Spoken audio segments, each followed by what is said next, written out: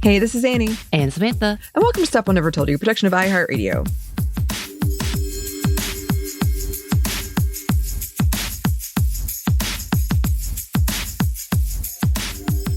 And today, for Feminist Movie Friday, we're talking about the 2021 documentary Summer of Love, or When the Revolution Could Not Be Televised, directed by Amir Questlove-Thompson, who is a coworker. Yeah, he's on our network. He's on our network, so we know friends of friends of friends. We're definitely like 2 degrees away from him. Are we 2 or 1? Well, 1. I think you're right. Yeah, 1. we're 1. I think we're 1. Like we're so close to sitting next to him. Yes. One day in a random work activity. Yeah, a random work activity, yeah. I think we actually did go to an event at a conference where he was the DJ. Oh, I don't know if we were there. You went, right? I don't know if we were there when he was the DJ, but eventually, I think we left before that happened, which is very on brand for us. About right. Yes. But yes. So this documentary delves into the 1969 Harlem Cultural Festival and the lack of media coverage on it, other civil rights movements and social change that was happening at the same time. It won so many awards, including the Academy Award for Best Documentary Feature, just so many. One of the reasons it caught so much attention was the restoration of the footage, which is amazing. It looks amazing. The sound was so good too. Like the sound, it was so clear. Yes, I was shocked at how good it looked. Not because it's from the 70s, like the late 60s, early 70s. It looks amazing. The second part of the title comes from poet and musician Gil Scott-Heron's 1970 poem and song, "The Revolution Will Not Be Televised." And it's a mix of concert footage from this event and interviews with people who attended or performed that really tells the story of what was going on at the time, why it mattered, how it's relevant now.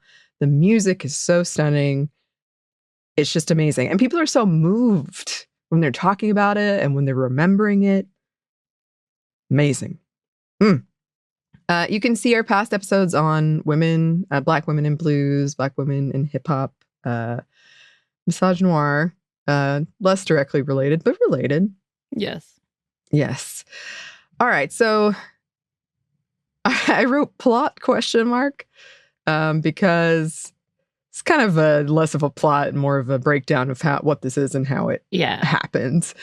As we said, the film documents the Harlem Cultural Festival, which took place in Harlem over 6 weekends from June 29th to August 24th, where Black performers took the stage. And the list of performers was wide-ranging and really impressive. Stevie Wonder, Nina Simone, Mahalia Jackson, Gladys Knight and the Pips, B.B. King, Sly and the Family Stone, the Chambers Brothers, The Fifth Dimension, and Mavis Staples, among so many others. It was sponsored by Maxwell House, the coffee brand. Yes. Can we talk about the ad in there, too? It's a very tongue-in-cheek ad. Okay. Tongue-in-cheek in the fact that they showed this ad Maxwell House did that was not the most... It was so kind of appropriate. They're like, oh, coffee beans from Africa. Africa, the lens of Africa. The whole thing was like, oh, okay. Yes. But they were the sponsor. It was produced and directed by Tony Lawrence, and it was supported by New York City's liberal Republican Mayor John Lindsay. The Black Panthers provided security because the NYPD refused at first. They later came in. But at first they were like, no. About 300,000 people attended. It was free. And it was this huge event. While the festival had these powerhouse performances and professional cameras covering the whole thing, Woodstock, which was happening about 100 miles away, completely overshadowed this in mainstream media coverage. Over 40 hours were filmed, all of which was condensed down into 2 one-hour specials that I think were shown on ABC and CBS. After that, the tapes were shelved and pretty much forgotten, though some tried to bring them back to light a couple of times, and footage of Nina Simone's performance was used in a couple of documentaries about her. The producer of these 40 hours, Hal Tuchin, was one of the key people trying to get these tapes out to the public. He tried to sell the footage, but to paraphrase him, nobody cared. A film archivist named Joe Lauro reached out to Tuchin and digitized and cataloged the tapes. There were a couple of relationships and deals that didn't work out, and in 2016, a couple of producers came together to make this film, and they approached Questlove about the project. He was initially shocked he'd never heard of it and decided he wanted to make sure that others did. He said, quote, "The fact that 40 hours of footage was kept from the public is living proof that revisionist history exists. It was incredibly important for me to get that history right." And he has a lot of great interviews about this, but he was talking about how at first he was questioning whether he could do this, but then just was like, yes, this is something I can do and needs to be done correctly. And I really love how it opens and closes with attendee Musa Jackson, who's a kid when he went, and to see his reaction. That wasn't what they were intending. I think they wanted to end with Mahalia Jackson and Mavis doing that really emotional performance that's in the middle. But seeing his reaction, it was just such a good bookend of remembering this experience. Right. I mean, the fact that he also had to go back and be validating, like, no, I remember this happening.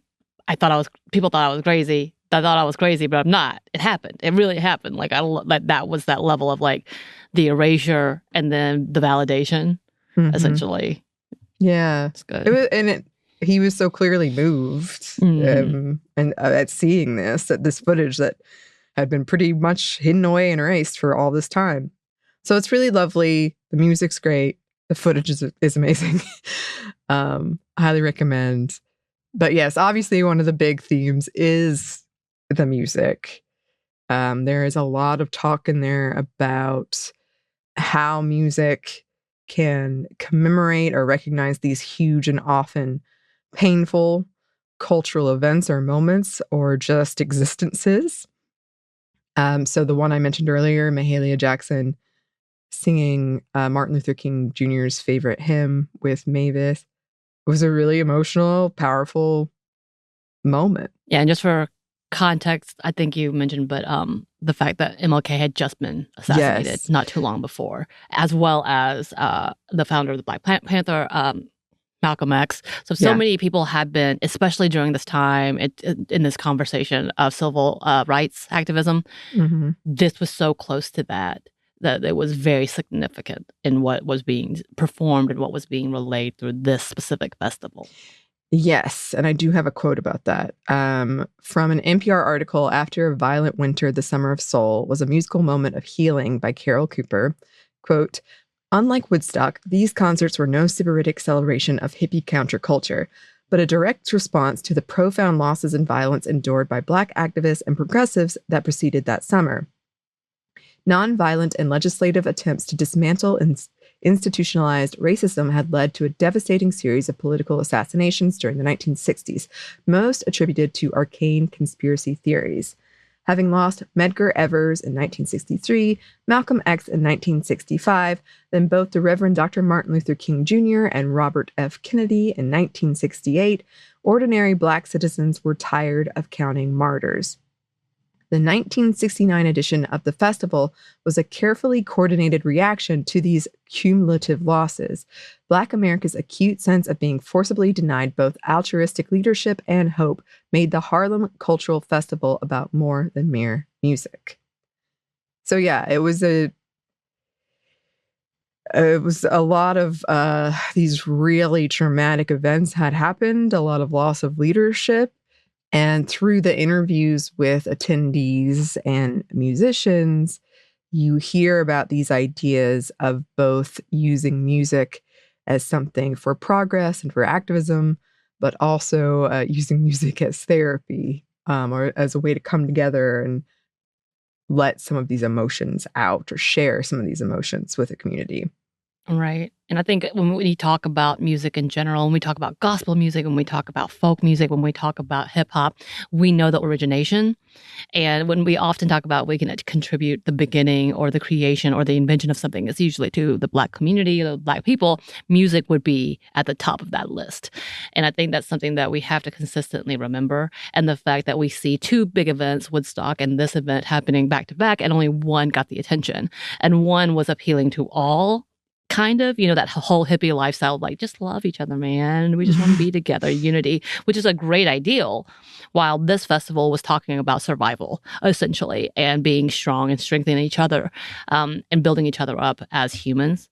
So I think it's such a giant conversation in that, and then knowing which one was erased once again and which one wasn't, and lives in like infamy. Like one of the, we know when it comes to Woodstock, everybody knows what that is without knowing what that is. As where we talk about the Harlem Cultural Festival, in that conversation of like, we knew kind of vaguely because of Nina Simone. I think if you know anything about activism and music and you know about her, you know a little bit in its context, but not the full array of what it was. And just in conversation, when we're talking about music in general, we have to understand that music really did come from the Black community. And when we see travesties in this conversation where they're no longer a part of that conversation, I know that was a kind of a chopped up sentence, but that's when we know that injustice is very, very, very real. Erasure is very, very, very real, because these were all things that they have been doing, that this has been their therapy, their conversations, their stories that so many people would try to hide. Yeah.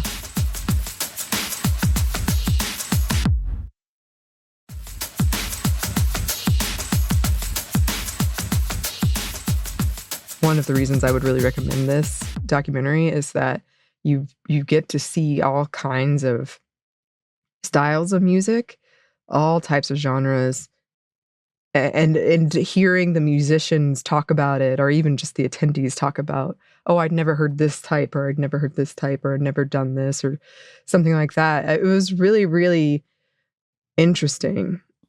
And it's comedians. I love that. Yeah. That small snippet of the comedians coming through. I was like, okay. Yeah, they did. They did. And another thing we're going to talk about later is that, this is all very dire, what we're talking about. It was very dire. But it's a very joyous, like this experience. A lot of the crowd is so joyous. And you can see just like all ages of people. Also, it was free. That blew my mind.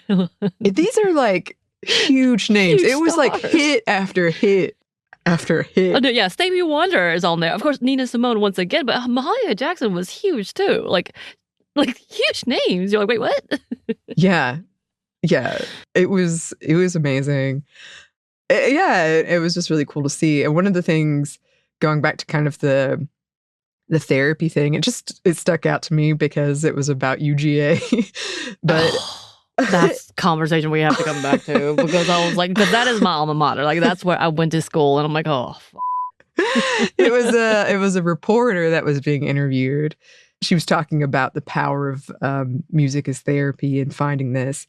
And she was one of the first Black people who was allowed to attend UGA, and got a lot of backlash, experienced a lot of racist attacks because of it. And she would have these people like banging because they knew what room was hers. So they would be banging around to disturb her. And she would just turn on Nina Simone and listen to it and be like, no, I can. I would love to know who that woman was, the white woman they interviewed. She was like, they can't be here. They can be here. I don't like it, but they better not be in our dorm rooms, essentially. I know. I'm like, I hope this haunts you. I hope your grandkids see this and are at least embarrassed. They might not be horrified because they probably already know who you are, but at least I hope generationally y'all are embarrassed. Yeah. Yeah. But she had a really interesting story too about working as a Black woman in editorial and writing and journalism. Very fascinating. Also something I wanted to touch on because I thought it was cool. I know this about Questlove because I've seen some interviews with him. He's a very technical person. Like he likes knowing the technology and stuff of how did they record this? What was the technology then? Like we said, this documentary looks amazing. And I feel like a lot of times when we do Female First with Eves or something, we always come back to, we have to thank the researchers who did this work, or the people who were constantly like, no, we can't let this die, or we can't forget this. And the people who did the restoration, who were behind the reclamation of this, that it just looks amazing. It sounds amazing. It's such a great snapshot of the time, but it's also it's so well contextualized with the history and all the things that were happening. But it also is like, it comes back to what's happening in our current day and just the work of people doing that, of all the like technical aspects and storytelling aspects and making sure that this was done. Right. Well, historically, they were able to show us what needs to be done when it comes to history repeating itself, like the level of work that they've already gone through. Also, I was very sad. I'm not going to lie. I think I'm in a mood. I'm in a mood, Anney, when it comes to just everything happening. And I think today's one of my bad days.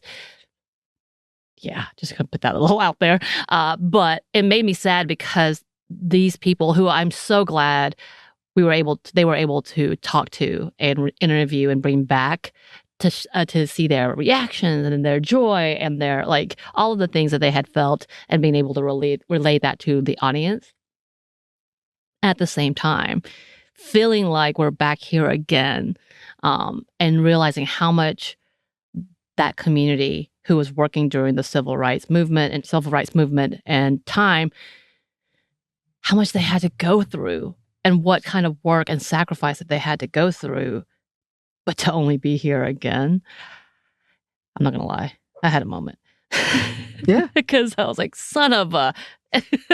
Why? They did so much and they made so much progress. Oh my God. Yeah. No, I had that moment too. And that's one of the things I think is great about it, though, is that it doesn't shy away from that, but it also does show the joy of this event particularly, and why it was so important. And another thing they touch on is why it's so important that the movie exists, because not everyone could go to Woodstock, but there was a movie, there was footage they could see. Like they could, if you couldn't go to this event that was like so powerful, and like the whole crowd is almost completely Black people. Like it was a very powerful event.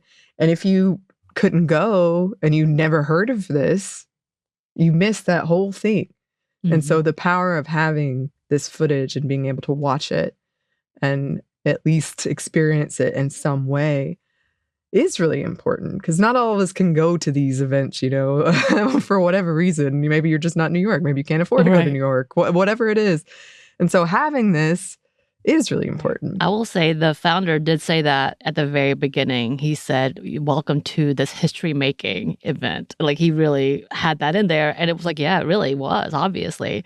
Had we not seen this documentary, not many people would have known how much history was made. But to see that and how significant that was, wow. Like, we really did get to be a witness to a historical time. Yeah. Event. Yeah. And like we said, you would just see people get so caught up in the memories. Like they would be watching it, just like not answering the question because they were just so caught up in it, and being so open about the experience. So I did want to touch on that, of just like the power of having things like this. And then, of course, identity was a huge theme in here. As we said, it was a huge time of shift. Actually, when we were writing our book, we kind of had to have this discussion of like, why are so many events we're focusing on from like this specific time period? But it was a time of huge shift, culturally, societally, politically.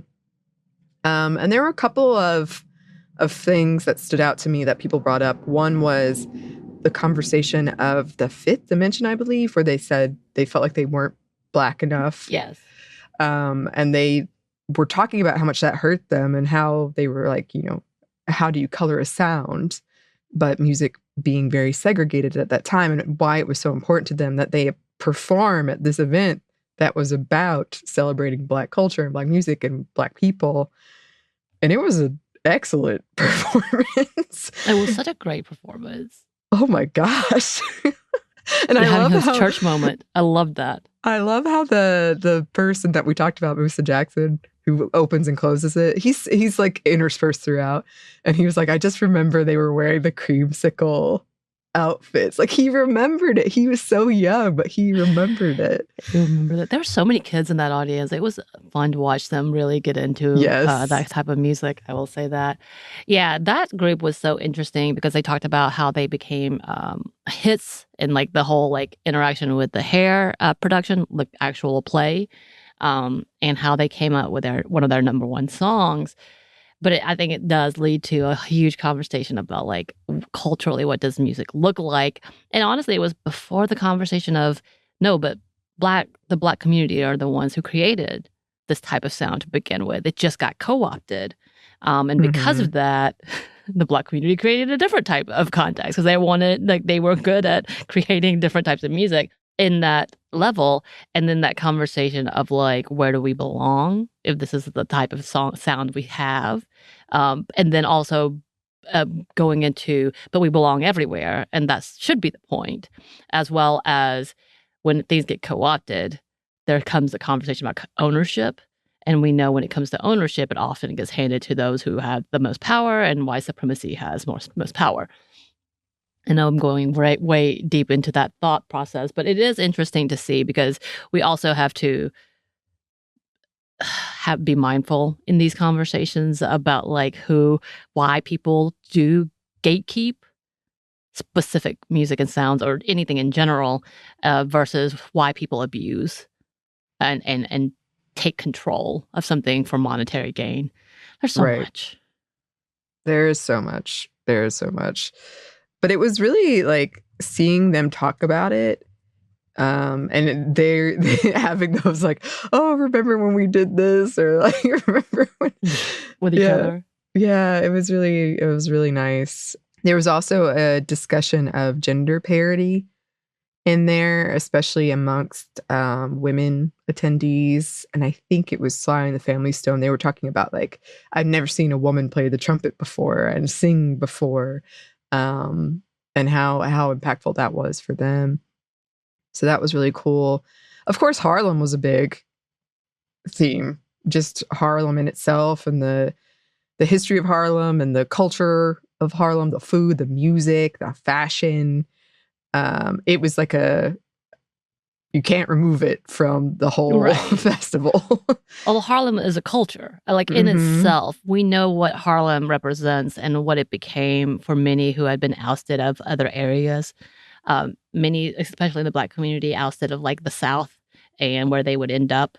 And Harlem in itself became a time period. Like it became a focus. Like it became a main character. In so many conversations when it comes to music and art.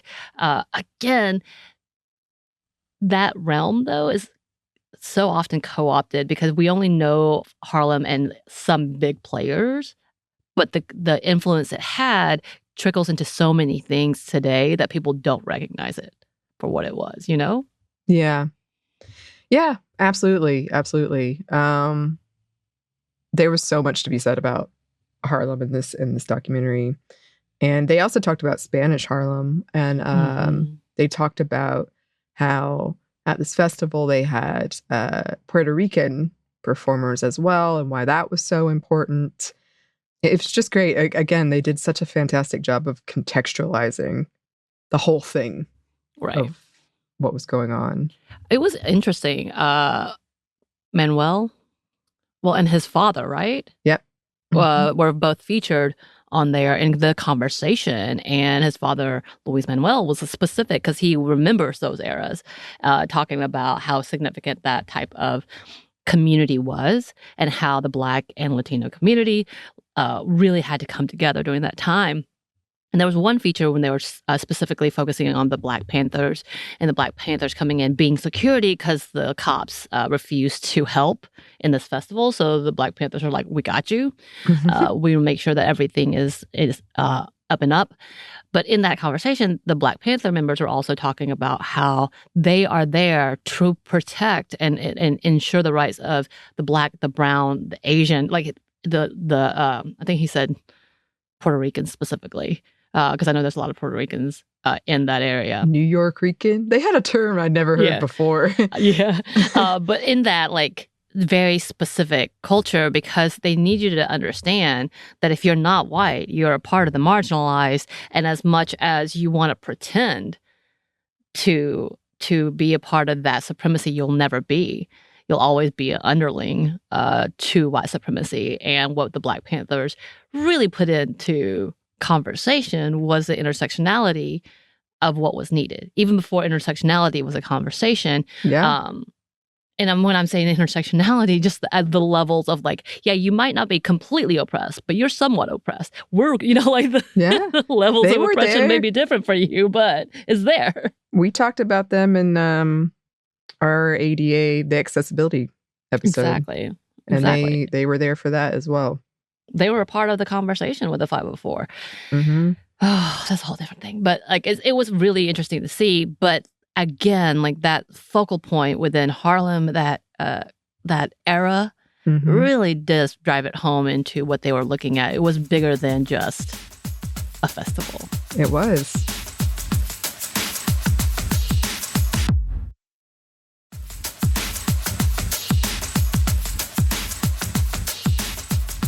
Something else they touched on in here is religion. And it was really interesting conversation. Kind of talking about Christianity coming in and co-opting again, like African religions, but the importance of music in religion. And they have a great conversation about gospel music in there and the power of that. And then, yes, they obviously big theme, who gets televised, who gets erased. So they do have a bunch of clips from they were interviewing people at this festival, and the moon landing had just happened. And so many of the people are like, no, this is more important to me. You're just wasting my taxpayer money. You should put that in Harlem. Like, why are you?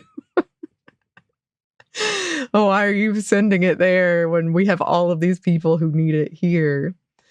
But so, yeah, this was like this hugely important event for a lot of people. Woodstock had gotten all this coverage. Now the moon landing was getting all this coverage, but it wasn't getting any coverage, really. So Stevie Wonder says in there, the so-called powers that are or were didn't find it significant enough to keep it as part of history. And yeah, I mean, even Questlove has a lot of quotes about it. He's like, I can't believe I was denied this. This would have meant so much to me. It would have maybe changed my whole musical understanding. But instead it just sat and gathered dust for all these years. You know, and I know we're going to talk about it in just a second, but I think it really comes close to what many people have said, whether they're a queer community, whether they're disabled, or whether they are part of the people of color. If it's not tragic or traumatic or violent, they don't want to know this. They don't care. They don't want to spread. Yeah. They don't want to spread joy because they were having joy in unity. And so that was too good. They looked too happy. They looked too pristine. This is influential in a positive manner. So to show that is not as good. They want to show anything that looks, if something volatile had happened, absolutely, it would have been the number one headline story of whatever violence or issue or riot or whatever they could think of could have happened. But because it wasn't, because it was a celebration and because people loved it and probably would want more of it, they did not. it was not catchy enough because it was too much joy. And I think about that all the time, like the bad news that we see, that we don't see enough of the joy, but a collective joy for a giant group of people in an area that's still being gentrified at that point, or hadn't been quite gentrified at that point. To have that as a published part, of course they're not going to show that. Of course they would try to erase that because that's too much in giving of love and humanity. Yeah. Yeah. And they did. They certainly did try to keep it under wraps for a very long time. But yeah, I did want to end on that note of joy. It does look, like I said, when you're looking out to the crowd, it looks incredibly joyful. When you're listening to the interviews, people are moved, but in a joyous way. I think the last line is Mr. Jackson. He says, and how beautiful it was. And he's just like visually tearing up, but happy. It's a very, like we said, it tackles these dark things, but it's very joyous in the music. And here's a quote from Questlove. 1969 was the year we planted the seeds of what we call Black joy, the idea of seeing ourselves in a beautiful light, learning to love ourselves, because previously all indications pointed to the self-hate we've been going through since the days of slavery and Jim Crow. That year, we embraced our Blackness and coined the phrase, Black is beautiful. Right. And that's another conversation, that's also the same year that they coined the term Black. Like, yes. Instead of calling people a derogatory term that we know now, they began using the term, Black community, Black people, in a way in order to reverse some of the trauma that has been imposed due to the labeling in itself. And yeah, I loved that too with Nina Simone's poems of like empowering Blackness is a gorgeous thing. And also, this is, I think, something we could have said at the top, because neither Anney and I are from the Black community, obviously. However, with that conversation, it's like we have the opportunity to witness something beautiful that wasn't for us. This is not for us in that manner of that. We should be inspired by their work. We should be inspired by that community. We should be inspired by the beauty that happened there, and to be able to acknowledge how beautiful this festival was, but it's not about us. It's not for us. And that's that understanding that we should absolutely elevate these voices, but in understanding and try to pretend like, yeah, and I did this for them. No, this is an amazing documentary that shows so much beauty and joy, and we should be frustrated that we have not been able to witness this before. Yes, absolutely. Absolutely. Because I can't recommend it enough. It's so good. The music. Woo! All of it. Mahalia Jackson, I apologize. So I think I've talked about this before when we were talking about gospel music and soul music, watching a play based on her when I was working as a missionary in small town Oklahoma, which I was trying to think back on who got this tickets. They were like, we need to go see this play. The people I went with were not Black. I'll tell you that. So I don't know who were like, we need to go see this, because that was so outside the realm of what I would have expected, because I was there with the Southern Baptist Convention. Y'all, this was before I knew better, okay? So don't judge me. But this memory, well, you can judge me, actually. You should judge me. But this memory specifically of going to, because I remember that play was so good. And the lead actress, and I can't remember, I'm so sorry, in Oklahoma, it was glorious. Everything about that play was good. The music was good. The actors were good. The telling of the story was good. And it was also joyous, celebrating her life. And to see like her perform live, like for that was amazing. It's truly mind-blowing to see that type of performance actually on stage, and that it was in a secular setting, because she often did perform everywhere, but she was also specifically a gospel singer. So gorgeous. It was so gorgeous. But the entirety of that with her and Mavis was so beautiful. Yes. Like heart-stoppingly, like, oh. And I'm not even religious, but it was gorgeous. Yeah, and it was really nice because, it was a sad moment in a lot of ways, but Mahalia Jackson was like, Mavis, I don't feel well. Like she shared this You can see her saying it to her too. Yeah.